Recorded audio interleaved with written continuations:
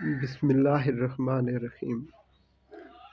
میرے پیارو، جناب رسول اللہ صلی اللہ علیہ وآلہ وسلم نے فرمایا، جس کا مفہوم ہے کہ جسم میں ایک لوتھڑا ہے، جب وہ صحیح ہوتا ہے تو سارا جسم صحیح ہوتا ہے،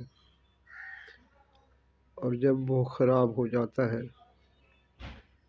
تو سارا جسم خراب ہو جاتا ہے۔ اور آگاہ رہو کہ وہ دل ہے۔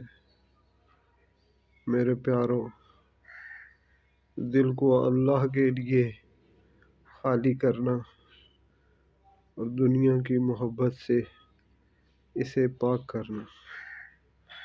میرے پیارو، یہ دل کی صحیح ہونا ہے، اور اس میں دنیا آباد ہوگی تو گویا یہ دل کی خرابی